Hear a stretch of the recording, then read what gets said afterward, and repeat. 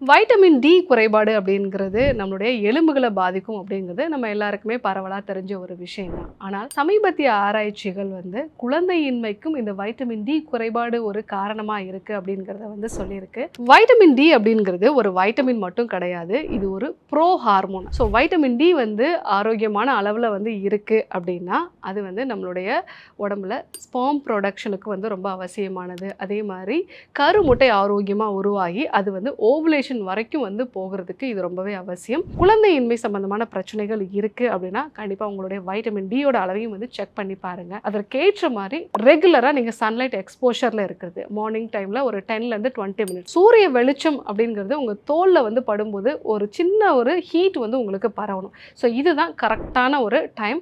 So ஒரு 10ல இருந்து 20 நிமிஷம் வந்து நீங்க நல்ல சூரிய வெளிச்சத்துல வந்து இருக்கணும். அதே மாதிரி நல்ல வைட்டமின் டி இருக்க மாதிரியான உணவுப் பொருட்களும் வந்து எடுத்துக்கணும். ஆழ்கடல்ல கிடைக்கக்கூடிய மீன் வகைகள் வந்து எடுத்துக்கலாம், முட்டையோட மஞ்சள் கரு வந்து எடுத்துக்கலாம், மஷ்ரூம் வகைகள் வந்து எடுத்துக்கலாம். இதெல்லாம் நீங்கள் எடுத்துக்கும் போது வைட்டமின் டி வந்து ஓரளவுக்கு வந்து உங்களுக்கு கிடைக்கும். மிக முக்கியமாக ஃபோன் டைம் வந்து நம்ம குறைச்சிக்கிறது, முக்கியமாக நைட்டில் வந்து நம்ம வந்து ப்ளூ லைட் எக்ஸ்போஷர் இல்லாமல் இருக்கிறது. ஸோ ரெகுலராக வந்து நீங்கள் நல்ல சத்தான ஆகாரங்கள் வந்து எடுத்துக்கிறது, அப்பப்போ வந்து நீங்கள் சன்லைட்டுக்கு வந்து போகிறது, அது முக்கியமாக வந்து சன்ஸ்க்ரீன் இல்லாமல் சன்லைட்டுக்கு வந்து போகிறது. ஸோ இதெல்லாம் நம்ம வந்து ஃபாலோ பண்ணோம் அப்படின்னா நம்ம உடலுக்கு தேவையான வைட்டமின் டி கிடைக்கும்.